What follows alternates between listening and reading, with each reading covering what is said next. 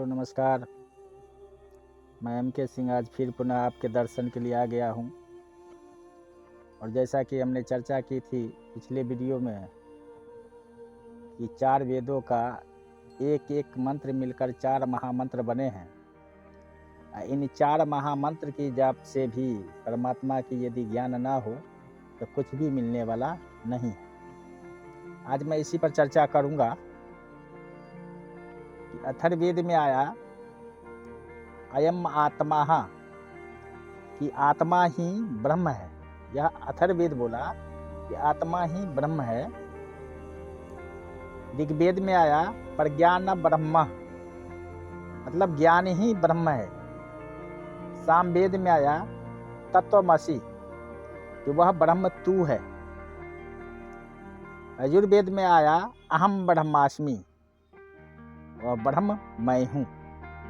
मैं इन चारों बातों पर आज चर्चा करूंगा। ये 4 मंत्र मिलकर महामंत्र बनाया, जिसे आज दुनिया इस मंत्र के द्वारा भी चाहते हैं कि दुनिया का जितनी भी मंत्र है, एक शब्द याद आ गया एक हमें एक धर्म ग्रंथ का कि निज बुद्धि से समझ न पाए कर्म धर्म से कोसों दूर कहे अवतार मिले जे सतगुरु तो ईश्वर का दिखे नूर। निज बुद्धि से मंत्र हो महामंत्र हो जितना रटन और जाप पूजा पाठ नित्य नेम की जाए, परंतु इस परमात्मा की जानकारी नहीं हो सकता। परमात्मा की जानकारी के लिए एक ही इसका ध्येय है। अब मान लिया जाए कि अयम आत्मा, अगर आत्मा ही ब्रह्म है तो आज संसार में कितना कुछ नहीं हो रहा है। ब्रह्म कभी गलत करेगा? नहीं करेगा ना। सतगुरु कबीर साहब बोले कि घट घट मोरे साइया सूनी सेज न कोई पर बलिहारी व घट की जा घट प्रगट हो। ये परमात्मा घट घट में व्याप्त है। ठीक है, चोर चंडाल कुत्ता गौ हाथी सभी में व्याप्त है। एक विद्यमान है, रोम रोम में व्याप्त है, सब जगह है। इसी के द्वारा ये प्रकृति चलता है। फिर भी अगर कोई गलतियां हो रही है, जिस प्रकार एक बिजली है तो बिजली एक शक्ति है, विद्युत एक शक्ति है, लेकिन इसमें अगर हम बल्ब लगा दें तो रोशनी देगा, इसमें कूलर लगा दें ठंडक देगा, एसी लगा दें ठंडक देगा, हीटर लगा दें गर्मी देगा। ये बिजली का भी कोई उपकरण लगाने से रोकता है? कदापि नहीं रोकता। इसका काम है शक्ति देना। इसी प्रकार परमात्मा है, ये ईश्वर परमात्मा विद्यमान है, हर चीज में विद्यमान है, परंतु ये अपने आप को वो हिरण्यकश्यप वाला ज्ञान अगर हो जाए कि मैं ही ब्रह्म हूँ, ये वेदों ने उस शब्द में बोला था। वेद का ये पवित्र शब्द जो था उन ब्रह्म ज्ञानियों के लिए था, जो सतगुरु के वक्त के सतगुरु के पास जाकर, जो सतगुरु इस समय में है, जो परमात्मा को दिखाने वाले सतगुरु हैं, उनके चरणों में जाकर जब हम इस परमात्मा की जानकारी कर लेते हैं, देख लेते हैं, तो वैसे ब्रह्म ज्ञानियों के लिए कहा गया वह ब्रह्म तू है। वैसे ब्रह्म ज्ञानियों के लिए कहा गया कि अहम ब्रह्मास्मि वह ब्रह्म मैं हूँ। प्रज्ञान ब्रह्म, ये ब्रह्म ज्ञान ही ब्रह्म है, ये ही ईश्वर है, यही निराकार परमात्मा है, अजर है अमर है, यही सर्वव्यापी है। इसके बारे में कहा गया था। तो वो वैसे ब्रह्म ज्ञानी के लिए कहा गया कि ब्रह्म ज्ञानी की सकल आकार, ब्रह्म ज्ञानी आप निराकार, ब्रह्म ज्ञानी के खोजे महेश्वर, ब्रह्म ज्ञानी आप परमेश्वर, ब्रह्म ज्ञानी सगल के रीना आत्म रस, ब्रह्म ज्ञानी चिन्हा, ब्रह्म ज्ञानी सदा निर्लेप जैसे जल से कमल अलेप। तो ऐसी ब्रह्म ज्ञानी के लिए कहा गया। अब मतलब आता है कि ब्रह्म ज्ञान हो तो हो कैसे, प्राप्त कहाँ से हो? क्या हम तपस्या करके प्राप्त कर सकते हैं या हम किसी और चीज से प्राप्त कर सकते हैं? कदापि नहीं होगा। ब्रह्म ज्ञान प्राप्त करने की एक ही तरीका है कि समय के सतगुरु के पास जाकर हम यहाँ एक भ्रमित हो जाते हैं। आज किसी को अगर शिक्षा प्राप्त करना हो तो आज शिक्षा प्राप्त करने के लिए आज जो सतगुरु है, अभी जो टीचर हैं जिन्हें हम गुरु मानते हैं, उनके चरणों में जाकर हम शिक्षा प्राप्त कर सकते हैं। जो पहले थे अच्छे गुरु थे, अच्छे टीचर थे, लेकिन उनका मूर्ति लगाकर, उनका फोटो लगाकर, उनकी पूजा वंदना करके जो हम चाहेंगे कि शिक्षा प्राप्त हो जाए, ये कदापि नहीं हो सकता। हम जन्म जन्म तक पूरे उम्र व्यतीत कर लेंगे उनकी पूजा आराधना करके, शिक्षा प्राप्त कदापि नहीं होगा। अभी जो टीचर है उससे हम सांसारिक विद्या प्राप्त कर सकते हैं, अन्यथा नहीं होगा। आज किसी बच्ची की शादी करना है तो बेशक अच्छे थे, पहले अच्छे से अच्छे लोग थे, एक से एक नेता लीडर थे, एक से एक देशभक्त थे, अगर वो बच्ची चाहे कि हम उनसे शादी करें, कदापि नहीं होगा, क्योंकि उन्होंने आया और शरीर परित्याग किया, चला गया, वो नहीं है अभी। अभी जो होगा उन्हीं के साथ शादी होगा। इसी प्रकार आज किसी को इलाज कराना हो, सोचने की बात है कि आज अगर हम बीमार पड़ते हैं तो एक बहुत बड़े बड़े डॉक्टर हुए पहले, जो नामी डॉक्टर सब हुआ करते थे, वैद्य हुआ करते थे, लुकमान हकीम हुआ करते थे। आज लुकमान हकीम की मूर्ति लगा लें, जिन पर अनेकों कविताएं बनी हुई है। लुकमान हकीम ऐसे हकीम हुए कि जिनसे जड़ी बूटियां बात करती थी, पेड़ पौधा बात करती थी, और वो लेते थे, जिसे नब्ज एक बार पकड़ लिए बीमारी बता देते और उसका लाइलाज बीमारी का इलाज कर देते थे। वैसे लुकमान हकीम का यदि अगर हम मूर्ति लगा लें, फोटो लगा लें, तो एक उनका सिमरन करते जाएं, जाप करते जाएं, तो शायद हमारा बीमारी बढ़ते चला जाएगा, बुखार बढ़ जाएगा, लेकिन बुखार छोड़ा नहीं सकता वो मूर्ति। ठीक इसी प्रकार आज किसी को अगर भक्ति करना है, तो आज भक्ति करने की एक ही तरीका है कि हर सतगुरु के बगैर धरती कभी खाली नहीं रहा। भगवान कृष्ण जी महाराज बोले ना कि हे अर्जुन, मैं हर युग में रहता हूँ, लोग मुझे पहचान नहीं पाते। तत्वधि परिपातेन परिपरस्नेन सव्या। मैंने पिछले वीडियो में चर्चा की थी कि ऐसे परमात्मा जो साकार से निराकार से साकार में आते हैं। रामचरितमानस का वो शब्द पंपासार में जहाँ माता सबरी की कुटिया थी, 88,000 ऋषि मुनि थे, क्या उन्होंने पहचान पाया? नहीं पहचान पाया। कहा निर्गुण रूप सुलभ अति, सगुण जान नहीं कोई। निराकार परमात्मा तो इतना सुलभ है कि सतगुरु मिले हरि मेला हो जाई, गुरु मिले हरि मेला होई, ये परमात्मा मिल गया। लेकिन यही साकार सतगुरु में लोग भ्रमित हो जाता है। यदि गुरु न मिल, साकार सतगुरु पूर्ण न मिला हमें, तो हमें भ्रम में डालेगा। कोई उल्टा लटकाएगा, कोई धुनी रमाएगा, कोई सीधा लटकाएगा, कोई यज्ञ जाप बताएगा, कोई स्नान पूजा पाठ बताएगा। अब मान लिया जाए हम धर्म ग्रंथ को मानने वाले हैं, अगर उल्टा लटक के कोई भगत हो जाए, सोचने की बात है। एक पक्षी है चमगादड़, हम तो घंटा 2 घंटा उल्टा लटकेंगे, चमगादड़ तो जिंदगी भर उल्टा लटका रहता है। पहला भक्त शिरोमणि में उसी का नाम आता ना, आ जाता? ऐसा तो हुआ नहीं। कोई यदि तिलक चंदन करके भगत हो जाए, रोम रोम में भेख लटका के भगत हो जाए, तो अनेकों जीव प्राणी ऐसे हैं जिनको देखिएगा कि शुरू से लेके अंत तक वो कर्म भी करते हैं। जैसे बैल, हम बैल को लें कि बैल शुरू से अंत तक उसे एक घंटी बांधा होता है, हम बच्चे में देखा करते थे, एक गले में घंटी बांधा होता है, कंधे पर एक पालो होता है। किसान हल जोतता है, वो कर्म भी करता, परोपकार भी करता, दूसरे को खिलाता है, घंटी भी बजता है उनका।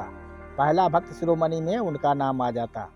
कोई अगर कहीं स्नान करके भगत हो जाते, बड़े बड़े गंगोत्री में नहा के भगत हो जाते, तो 84 लाख योनि में 9 लाख जीव जो है सिर्फ गंगा में रहता है। सतगुरु कबीर साहब का बखान है कि 84 लाख योनि में 30 लाख योनि जो है सिर्फ वृक्षों में है, पेड़ पौधा में है, और 27 लाख योनि कीट पतंगे का है, और 14 लाख योनि पक्षीगण का है। जितने पक्षीगण है उनका अलग अलग नस्ल लेकर के 14 लाख है। 9 लाख जोनियाँ जो है, वो 9 लाख जोनी सिर्फ जल में रहता है, जो उसी में रहता, खाता पीता, जन्मता और मरता, पूरा जीवन व्यतीत उसी पवित्र गंगा में हो जाता है। क्या वो भक्त शिरोमणि में उनका नाम आ जाता ना? हम तो 1 घंटे के लिए जाते हैं, ऐसा तो हुआ नहीं। इसी में 4 लाख जोनियाँ बताए कि जिस 4 लाख में देवी देवता यक्ष गंधर्व मनुष्य पशु भूत प्रेत इत्यादि, ऐसे 84 लाख जोनी बना। अगर कोई ऐसा होता कि उसी में गोता लगाकर स्नान कर पवित्र हो जाता, तो वो तो पवित्र हो गए। जो उसमें हमेशा रहता तो महापवित्र है, वो भक्त शिरोमणि में नाम आ जाता। ऐसा तो है नहीं। कोई बाल मुड़ा के भगत हो जाता, तो हम कछुए को देखते हैं, जीवन में बाल नहीं होता, पूरा जीवन वो ऐसे बिना बाल का रहता है, उसे बाल होता है, ऐसे टकला है नहीं वो कछुआ, तो वो कछुआ भगत शिरोमणि में नाम आ जाता ना।